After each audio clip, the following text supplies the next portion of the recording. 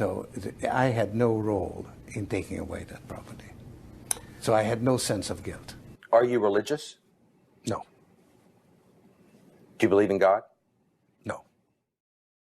It was actually probably the happiest year of my life, that year of German occupation. For me, it was a very positive experience. It's a strange thing, you know, because you see incredible suffering around you, and in fact, you are in considerable danger yourself. But you're 14 years old and you don't believe that it can actually touch you. You have a belief in yourself, your belief in your father. It's a very happy-making, exhilarating experience. Hadn't been in the market. They were overvalued. He says people tend to follow his lead because he's been so successful. I think that I've been blamed for everything. I am basically there to make money. I cannot and do not look at the social consequences of what I do. To understand the complexities and contradictions in his personality, these are pictures from 1944 of what happened to George Soros's friends and neighbors.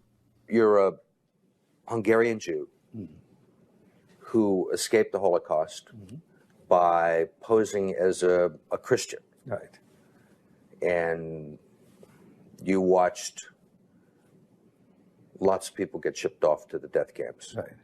I was 14 years old. And I would say that that's when my character was made. In what way?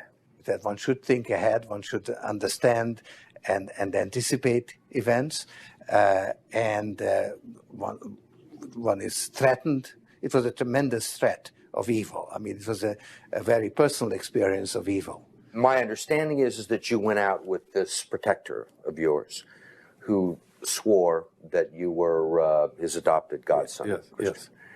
Went out, in fact, and helped in the confiscation of property from the Jews. That's right. Yes. I mean, that sounds like an experience that would send lots of people to the psychiatric couch for many, many years. Was it difficult? Not at all. Not at all. Maybe as a child you don't see the connection, but it created no problem at all. No feeling of guilt. No. For example, that I'm Jewish, and here I am watching these people go. I could just as easily be there. I should be there. None of that. Well, of course, I could be on the other side, or I could be the one from whom the thing is being taken away. But there was no sense that I shouldn't be there, because that was, well, actually, funny way, it's just like in markets, that if I weren't there, of course I wasn't doing it, but somebody else would be taking it away anyhow. In other words, whether I was there or not, I was only a spectator, the property was being taken away. So I had no role in taking away that property. So how we're going to do it. I'm going to ask each one of you to introduce yourself and to speak a little bit. I will speak slowly. It can lead when a human goes against another human, or discrimination, or closing your eyes on things happening around you. And one real example of where this type of education leads, when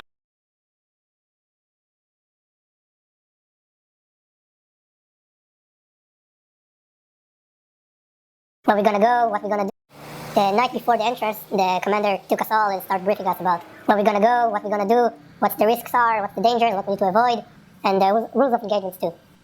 The rules were, if we see civilians, if we can see something 200 meters or closer to us, it's not a civilian at all. It's maybe a watcher for Hamas forces, or a suicide bomber, or just a terrorist. So we had no brief about civilians because it's too close to us, we can shoot and kill it. On the 17th of January. And I think even more so in the Holocaust. I think that our being able to bring to people the literature, to encourage the reading, there have been magnificent things that have been written. I don't think we have to stage anything. But it's also brought, and I would, and forgive me, I would like to sort of Now, for the first time, Israeli soldiers have described the orders they received for fighting in civilian areas, orders that treated any Palestinian as a threat. Among those who have spoken out is a 22-year-old sergeant who served in a tank. This was whatever great activity that we did, and this is something that is very powerful and very important for us, because they come out of it not necessarily, you know, we sit them down, now it's serious, let's talk about Auschwitz, but we take different stories, different people, different circumstances, and we try to incorporate it into the bigger framework of the camp. And to destroy a network of tunnels used by Hamas and other factions. By the time they left, some 2,200 Palestinians would be dead, including a significant number. Graduated from school 20 years ago, they've forgotten everything that's been taught, and therefore they are more interested in the particularities and the information. Now, on the other hand, there is a group of people who know the information and they've been, aware of Holocaust and everything that was happening, and they come to express their emotions, they come to talk about their feelings. So we had no brief about civilians because it's too close to us, we can shoot and kill it. By their own admission, these men fought not to defend a perimeter or to take a position.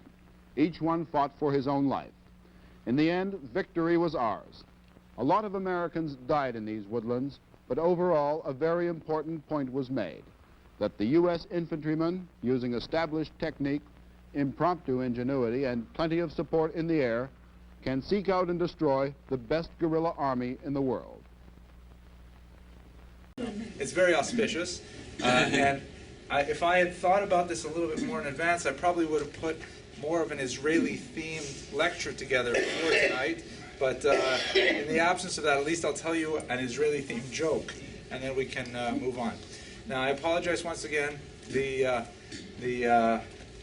of you who come to all my lectures, you've heard this joke before, and I apologize that I do have to recycle jokes every now and then. All right, here's the joke. Chazara is a Jewish value. So the joke goes like this. The Hadassah Women's Group in Margate raises a phenomenal amount of money to buy an F-10 fighter from the United States Air Force and donate it to the U.S., to the Israeli Air Force. It's a tremendous achievement. They worked for so many years to collect this amount of money to get this amazing piece of war machinery to Israel to assist it in its defense needs. And they have a big ceremony at Fort Lauderdale Hollywood International Airport where they have the bleachers set up on the tarmac, and there are all these women and other dignitaries are there, big donors, and they're going to watch the F-10 make its maiden voyage to the Holy Land where it will join the Israeli Air Force. And so the Israeli Air Force captain, he's got his helmet on his arm, and he salutes to the donors who have given so generously to make this happen, gets into the cockpit of the plane, he pulls down the cowling, and then he fires up the engines, big jet engines roar, and he takes off down the runway, and then he stops. You remember this joke now? Oh, Baruch Hashem. So he takes down the runway, and he stops. And then he turns the plane around, and he fires up the engine, and he flies down the runway, and again he stops. And he does this 3 or 4 times until finally he comes taxiing up to the bleachers in front of all the dignitaries, and he opens up the cowling, he gets out of the cockpit, he walks up to the president of the Hadassah Women's Group, and he says, "The plane will not take off. I'm afraid we're going to have to remove at least some of the plaques." Right. The laughter is much louder in real life there. Okay. That's why the Israeli-themed joke. So tonight's lecture. Are you writing home about it just now? Yes, I'm writing my father right now. What are you saying? Well, I'm just trying to give him the facts of what happened. Not much else can do. It's over with. Guess he's got to forget it now. Do you think you'll ever be able to forget it? No, I won't. The worst was still to come. At the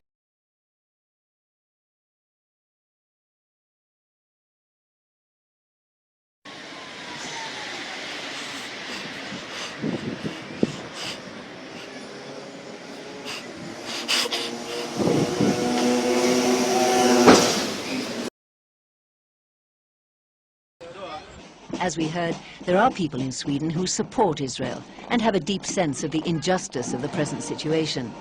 It's these people who give hope to those who still believe that things will get better here. One of them is Barbara Spector, a former American who made Aliyah and then 10 years ago, with the help of the government of Sweden, set up a non-denominational institute of Jewish learning with the Greek name of Paideia, here in Stockholm. She believes the current wave of anti-Semitism in Sweden will pass and that Jews have an important role to play in a country undergoing profound change.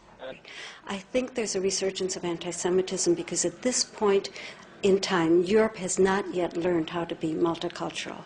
And I think we're going to be part of the throes of that transformation, which must take place. Europe is not going to be the monolithic societies that they once were in the last century. Jews are going to be at the center of that. It's a huge transformation for Europe to make.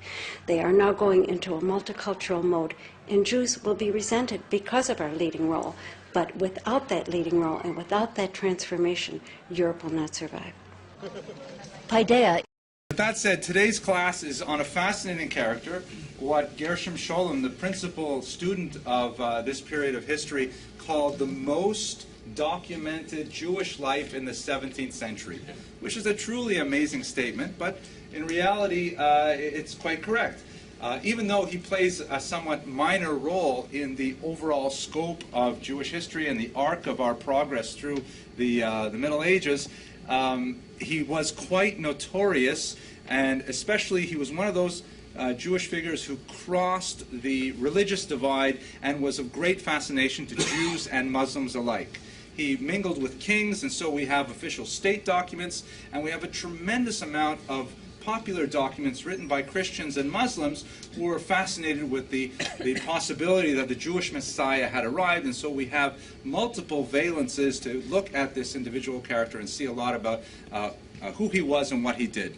His dates are six. Yes, question. Good.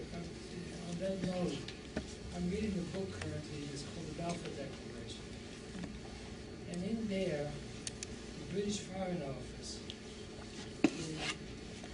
in the First World War believes that the Young Turks are descendants of Jews. That's interesting. And the Jews if they can get the Zionists on their side, then they can win the war. Excellent. Yeah, that's an interesting observation.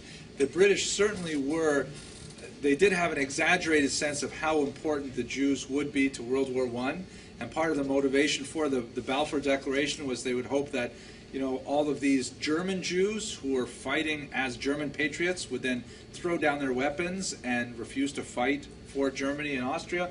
It didn't turn out that way because Jews tend to be patriotic wherever they are, and they didn't pay attention to the Balfour Declaration. But it's interesting to see the connection to the Dinma. I never made that connection before. I didn't know about the Dinma. Yeah, it's fascinating. They were very prominent among them. Okay. Fascinatingly, his followers continued to practice a form of Sabbatean Muslim Judaism. They were called the Dinma, and they persisted right up until the 20th century. They've played a very profound role. These are the descendants of Shabbatai Tzvi's original followers who converted to Islam. They played a very important role in the Young Turk Rebellion at the beginning of the 20th century. But then, and they were largely endogamous, meaning they married within each other's families for several hundred years. But by the 1960s, oh look, here's another vrai portrait, another real picture of Shabbatai Tzvi. He doesn't actually say that in this one, but it does call him the King of the Jews, 1666. At any rate, by the 1960s, there were only a handful of Dinma left in Turkey, although several ethnographers have tried to study their unique way of life. Det är liksom en organisk framväxande rörelse. Det är liksom inget annat. Och jag tror jag har skrivit fler själsliga artiklar om själslig utveckling på nätet än vad någon annan i det här landet har gjort. Lika fullt som jag ändå har skrivit mer artiklar om att plocka ner nazismen, bakgrunder och så vidare. Jag har skrivit hur många kilometer som helst om Israel, och jag kan säga så här, jag har massor med kompisar som kallar sig för judar. Och det är liksom inget konstigt med det. Och jag fattar också vem det är som får ställa sig upp och snacka mot NMR. Och det är jag som ställt upp på Nordfronts jävla intervjuer, inbjuden som antinazist. Och jag kan säga så här, vem fan tror du det var som fick NMR nedstängt? Var det jag som höll på med Stefan Jakobsson och pratade med dem och la ner en jävla massa energi på dem, och så blev det som det blev? Tror du Expo tackar för det eller? Nej, det gjorde de inte. Utan då blev det nazist istället. Och vad resulterade mötet i? Jag talar om hur jag såg på världen och tillvaron. Och ja, det är som sagt, jag håller på med upplysning. Inget annat. Jag håller inte på med religiös sekterism. Jag håller inte ens på med politisk sekterism eller politisk partisering. Jag gör ingen skillnad på några människor överhuvudtaget. Jag betraktar alla människor som individer. Alla är dessutom lika värda ett liv. Alla har ett liv. Så det är värdet på en människa. Det är liksom inte mer än så. Jag tror inte det finns raser. Jag förstår bakgrunden bakom rasbiologin med Rasbiologiska institutet, Ernst Rudin, finansiering av det här vid Kaiser Wilhelm-institutet och alla de här mekanismerna kring